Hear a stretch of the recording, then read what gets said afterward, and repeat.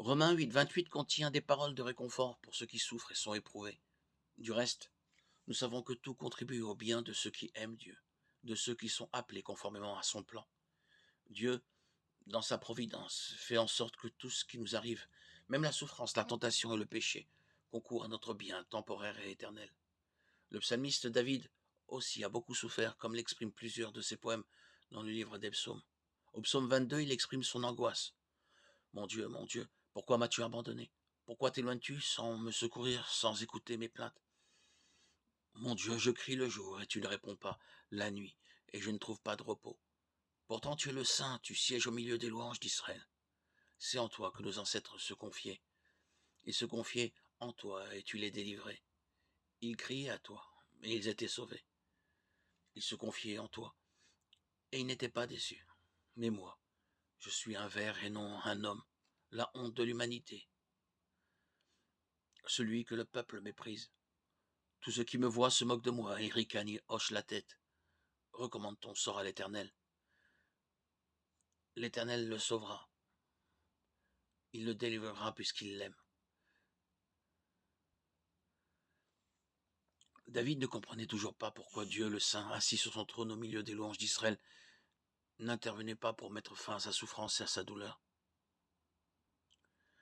Dieu vit au ciel où tout est bon, où il n'y a ni larmes, ni crainte, ni faim, ni haine. Alors que sait-il de la souffrance des hommes? David poursuit, des chiens m'environnent, une bande de scélérats rôde autour de moi. Ils ont percé mes mains et mes pieds. Je pourrais compter tous mes os. Eux, ils observent, ils me regardent. Ils se partagent mes vêtements, ils tirent au sort mon ami. Dieu lui a-t-il jamais répondu? Oui. Plusieurs siècles après, David a obtenu sa réponse. Quand un de ses descendants appelé Jésus a été mis à mort sur le mont du Calvaire. Sur la croix, il a subi la souffrance et la honte de son ancêtre. Ses mains et ses pieds ont été percés, ses vêtements partagés par ses ennemis. On l'a regardé en se moquant de lui. Il a même répété les premières paroles de ce psaume. Mon Dieu, pourquoi m'as-tu abandonné? S'identifiant ainsi à la souffrance de David.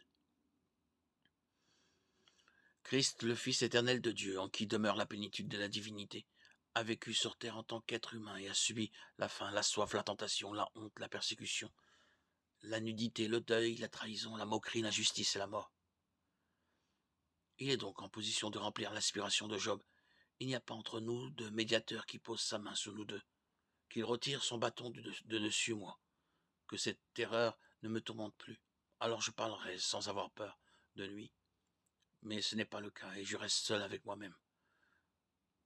Job 9, 33, 35. Le théisme chrétien est en fait la seule vision du monde dans laquelle le mal et la souffrance ont un sens. Les chrétiens servent un Dieu qui a vécu sur cette terre et subi la souffrance, la tentation, le dépouillement, la torture, la faim, la soif, la persécution et même la mort. La croix de Christ peut être considérée comme la manifestation ultime de la justice de Dieu. Le chrétien, à qui on demande si Dieu se soucie du mal et de la souffrance, peut montrer à la croix en guise de réponse.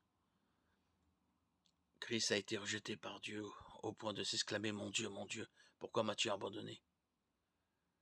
Il a subi la même souffrance que de nombreuses personnes aujourd'hui qui se sentent privées de l'amour et de la faveur de Dieu.